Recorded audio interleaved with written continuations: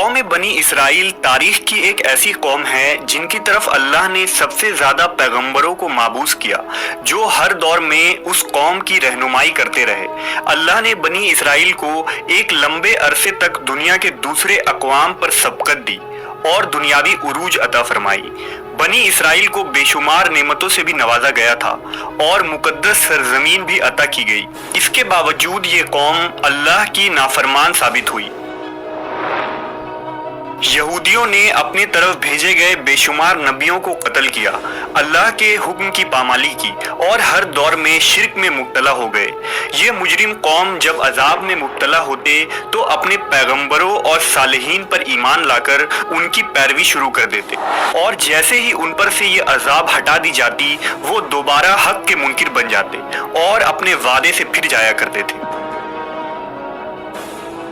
कुरान मजीद में बनी इसराइल की सरकशी और नाफरमानी के मुताल्लिक बहुत सारे वाक़यात का जिक्र है, जिनमें एक काबिल जिक्र वाक़या सामरी जादूगर का वाक़या है, जिसने बनी इसराइल को बहकाकर उन्हें एक बछड़े की पूजा में लगा दिया था।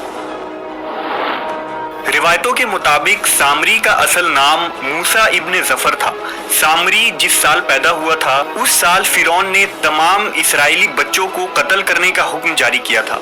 जब सामरी की मां को ये खतरा महसूस हुआ कि फिरौन के सिपाही उस बच्चे को कत्ल कर देंगे, तो उसने अपने बच्चे को दूर जंगल के एक गार में रख दिया और ऊपर से पत्थर बंद कर दी।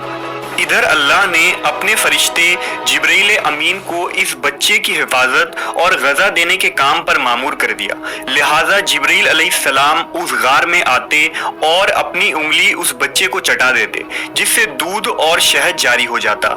इस तरह हजरत जिब्रील ने अल्लाह के हुक्म से उसको अपनी उंगली से दूध पिलाकर पाला और उसी गार में वो पलकर बड़ा हो गया। उसका नाम भी मूसा था और हजरत मूसा अलैहिस्सलाम का नाम भी मूसा था। एक तरफ मूसा सामरी को जिब्रील अलैहिस्सलाम ने पाला था, तो दूसरी तरफ हजरत मूसा अलैहिस्सलाम की परवरिश फिरौन के घर में हुई थी। मगर अल्लाह की कुदरत ये हुई कि फिरौन के घर परवरिश पाने वाले मूसा अलैहिस्सलाम अल्लाह के रसूल हुए और जिब्रील अलैहिस्सलाम का पाला हुआ मूसा सामरी काफिर बन गया। दरअसल जब अल्लाह रब्बुल इज़्ज़त ने बनी इसराइल को फिरौन की गुलामी से निजात दिया और फिरौन को उसके लश्कर समेत दरियाए नील में गर्क कर दिया, तो ये कौम हजरत मूसा अलैहिस्सलाम के साथ वादिये सीना में हिजरत कर गई। वहाँ अल्लाह ने मूसा अलैहिस्सलाम से वादा किया कि उन्हें मुकद्दस किताब तौरेत अता की जाएगी, जो बनी इसराइल और बाद के आने वाले लोगों के लिए हिदायत होगी। हजरत मूसा अलैहिस्सलाम को ये हुक्म मिला कि वो 30 रातों के लिए कोहे तूर पर क़याम करें, इसके बाद उन्हें तौरेत दी जाएगी। लिहाजा हजरत मूसा अलैहिस्सलाम ने अपने भाई हारून अलैहिस्सलाम को अपना खलीफा मुकर्रर किया और बनी इसराइल को अपने भाई के सुपुर्द करके उन्हें ये काम सौंपा कि जब तक आप कोहे तूर से वापस न लौटेंगे वो इस कौम के मसाइल को देखेंगे और उनका इंतजाम संभालेंगे। मूसा अलैहिस्सलाम कोहे तूर पर चले गए, जहां आप पूरे 1 माह रोजे और इबादत में मशगूल हो गए। इधर शैतान मरदूद को बनी इसराइल को बहकाने का एक सुनहरा मौका मिल गया। लिहाजा सामरी ने बनी इसराइल को भटकाने का इरादा किया।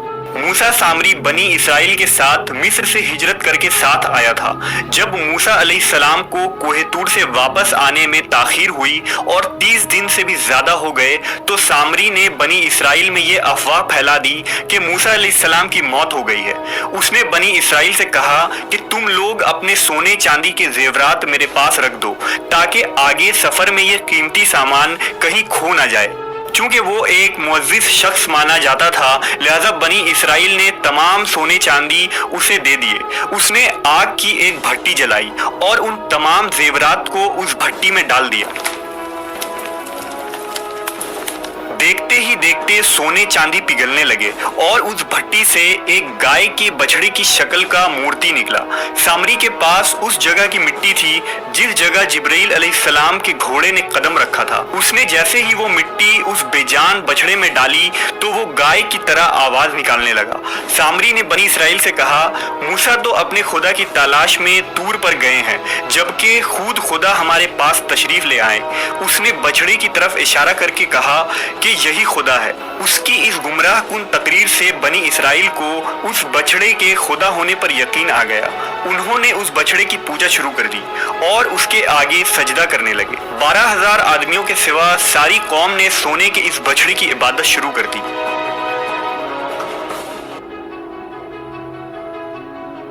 ادھر کوہ طور پر مسلسل 40 دن روزہ اور عبادت کے بعد موسیٰ علیہ السلام کو اللہ کا کلام ملا جو 10 مقدس تختیوں پر تحریر کیے گئے تھے۔ جب آپ کوہ طور سے واپس آئے تو اپنی قوم میں ماحول کو تبدیل شدہ پایا۔ ہر طرف کفر و شرک کی بو آ رہی تھی اور لوگ ایک بچڑے کی پوجا میں مصروف تھے۔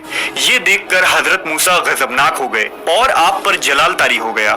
آپ نے اپنے بھائی ہارون کو داڑھی سے پکڑ کر گھسیٹنا شروع کر دیا اور غصے میں کہا کہ میں نے تمہیں اس قوم کی ذمہ داری دی تھی، پھر یہ شرک کیسے ہو گیا؟ لوگ اس بچڑے کی پوجا کیوں کر رہے ہیں؟ حضرت ہارون علیہ السلام نے کہا، اے میرے بھائی، مجھ پر ملامت نہ کرو۔ اس قوم نے میری بات نہ مانی اور مجھے کمزور کر دیا۔ میرے لاکھ سمجھانے کے باوجود یہ اس عمل میں پڑ گئے اور مجھے جان سے مارنے کی دھمکی بھی دی، لیکن میں ان ظالم لوگوں میں شامل نہیں ہوں۔ لہذا موسیٰ علیہ السلام کا جلال جب کچھ کم ہوا تو آپ نے اللہ سے اپنے بھائی کی بخشش کی دعا فرمائی۔ بنی اسرائیل نے جب موسیٰ علیہ السلام کو دیکھا تو وہ بہت شرمندہ ہوئے اور اپنے اس شرکیہ عمل پر ملامت کرنے لگے۔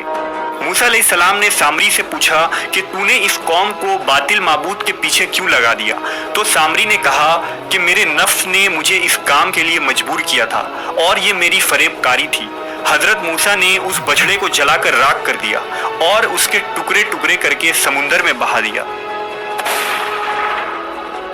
روایتوں میں آتا ہے کہ موسیٰ علیہ السلام پر یہ حکم نازل ہوا کہ آپ 80 آدمیوں کو منتخب کر کے کوہ طور پر لے جائیں اور یہ سب لوگ بچڑا پوجنے والوں کی طرف سے معذرت طلب کرتے ہوئے یہ دعا مانگے کہ بچڑا پوجنے والوں کے گناہ معاف ہو جائے۔ لہذا موسیٰ علیہ السلام نے چن چن کر اچھے اور صالح آدمیوں کو ساتھ لیا اور کوہ طور پر تشریف لے گئے۔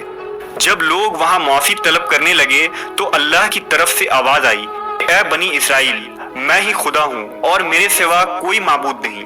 میں نے ہی تم لوگوں کو فرعون کے ظلم سے نجات دلا کر تم لوگوں کو بچایا ہے، لہذا تم لوگ فقط میری ہی عبادت کرو اور میرے سوا کسی کو مت پوجو۔